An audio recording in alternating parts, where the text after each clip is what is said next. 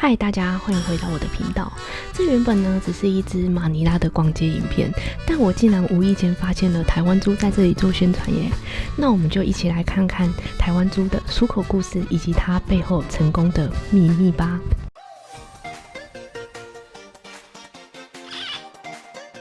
就是这里有很多小摊贩，好酷哦！我竟然看到海瑞贡丸呢。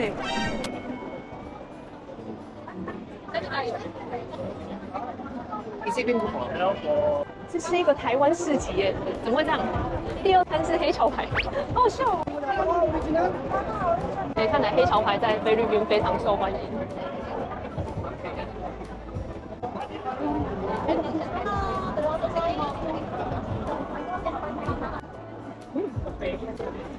在菲律宾吃到台湾的食物，也有一番风味，特别好吃。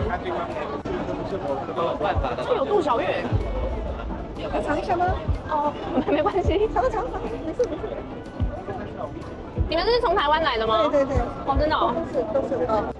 我也是从台湾来玩的。他说，怎么会第一摊先看到海瑞贡丸，然后我就想到很惊讶，说，怎么会这里有海瑞贡丸？你没看到台湾猪？对。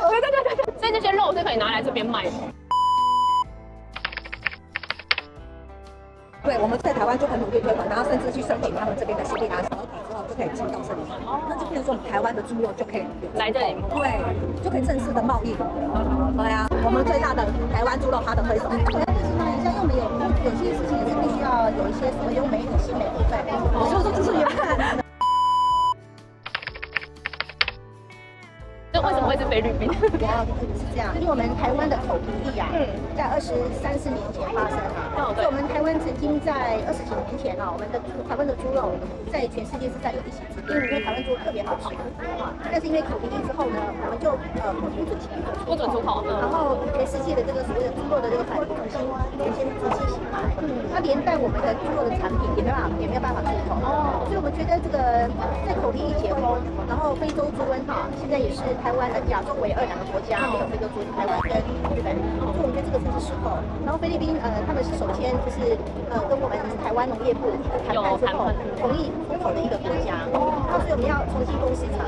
那重新攻市场的话，选择在这个菲律宾最热闹的马卡斯这里来做所谓的试点行销，然后运用各种所谓的这个媒体的宣传的方式，让菲律宾或者这边的华侨开始知道我们的台湾的美食，而且我们是希望也是用台湾的文化带到美食就说比方说我们请他们一起来，因为黑潮牌这是一个非常有文化的在地的一个企业，那每个都是，所以我们都把他们邀请来这样。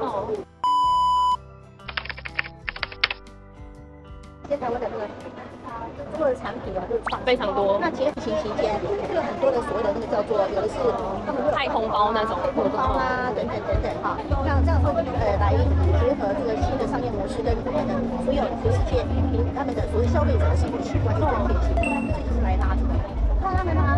还有那个嘎鸡得啊，就我们台湾的文化很勤俭朴实，对不对？勤俭朴实是这样啊，就是一个行销啦，就是很有台湾特色。对，然后而且再次使用。对。台湾的猪肉现在我们台湾的养猪都是非常好，对不对？对。健康的环境，健康的安全，溯源是我们台湾猪的最大的帮助。台湾猪的味道没有那个腥味，对不对？对。我们这次真的是比较辛苦，为什么遇到2个台风？对，在日本遇到1个台风，在这边有1个台风，所以我们有些东西常温的东西还在海上飘，还没过来，对，还在海上飘，还在日本靠，还过不来可是你知道吗？我们的谢国都想了一个方式，预购。菲律宾人他已经有这种方式，他成熟了，也接受，就可以很快速的得到更多，而且真的有订单，不是把它看到，有收到钱，你想想看，在菲律宾这边能够会有机会吃到台湾最棒的这个肉燥，对不对？最棒我们的猪肉，那也是很辛苦的一件事情。对啊，那所以他们之后，如果你们回去了，他们要怎么拿到那些？我们比如说我们自己在这边有人事，他就会然后我们一直很努力在这个超市里面上架。我们今年最重要的目标就是说，能够在超商里面能够有1个月它可以上市，就是说不会说因为这个活动没了就没有。认识一下，我们还是要把这个 SM 就等我们这边进口的一些条件，我们都把它建立起来，成功的可以通关。我们正在跟 Marketplace 谈在11月、12月可以有一个专区。哦，就是台湾专区，台湾猪专区。就是通过High Tower 他的父亲嘛哈，就帮忙已经走很久的时间了。因为这个过程中有很多文件要申请，那会蛮耗时间的，就来来去去。但是透过他们帮忙可以缩短，就快一点这样。那我们也透过他们帮我们连接到 Marketplace 这比较高产的通路。那昨天呢，也过来到现场再选，不小心选10几项，那我们预先是要上架20项，正在跟他们谈。这20项是所有的品牌里面选20个吗？还是每一个品牌20个？要看那个他们超市设的汽车价格能不能卖，就是双方啦，双方要我们可以提供的商品，他们需要的商品，然后我们要提供卖的必要的，卖的就是好不好卖的，回到所谓的市场机制的。你不能说大家觉得很好，结果上架之后没人买的，就口味不合，价格太高啊，这样。我们考量很多供需两边，是至少这个活动它是有生命力延续下去，就会让更多人认识台湾。没错。第一点先出来在艾加拉莫，把大家被那边请出来。然后因为我们当时是想要 focus 在当地人，所以在华人界就比较少，比较晚一点宣传。那我们是尝试说当地人对台湾的商品的接受，所以呢我们就大胆就先过来，但是比较常常运用过。那我们采取的策略就是说，大家群聚在一起，让所有的消费者或者是所有的 buyer 一次可以看好几个品牌。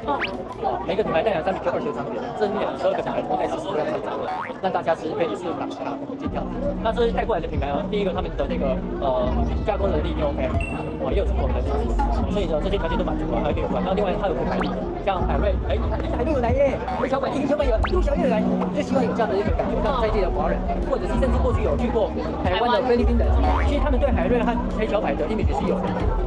这个是我们叫做潮 OK， 他带我们这样子，用它品牌。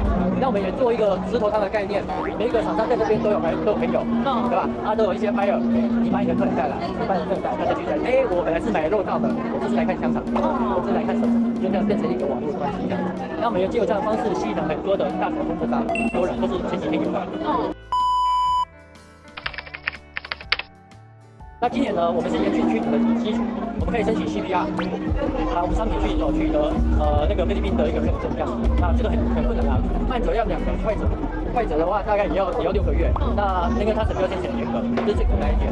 然后第二个呢，菲律宾很多菲律宾的法规规定哦，台湾常吃的有一种叫做调味料叫味精里面有一个叫甘氨酸的，这里面是禁止使用的。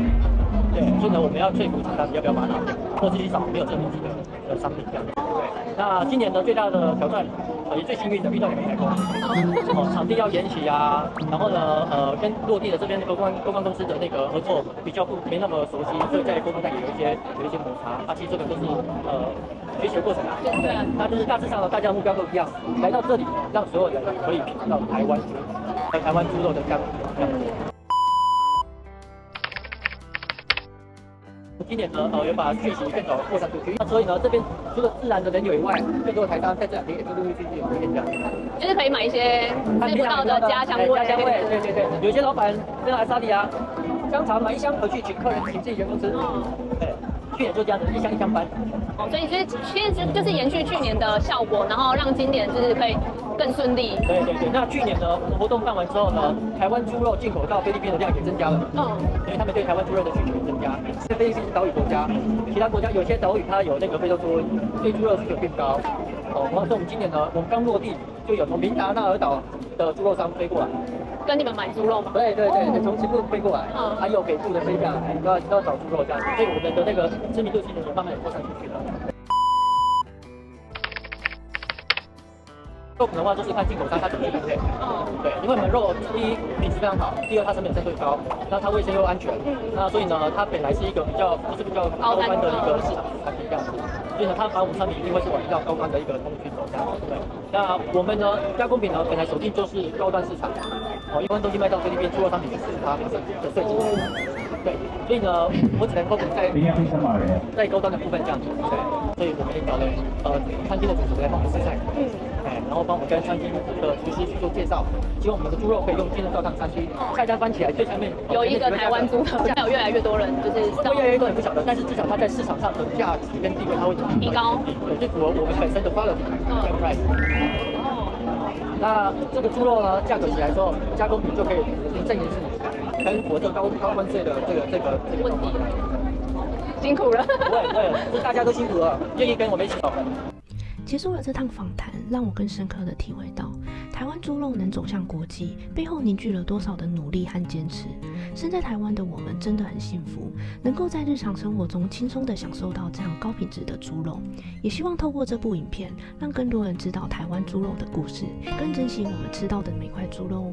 我们下部影片见，拜拜。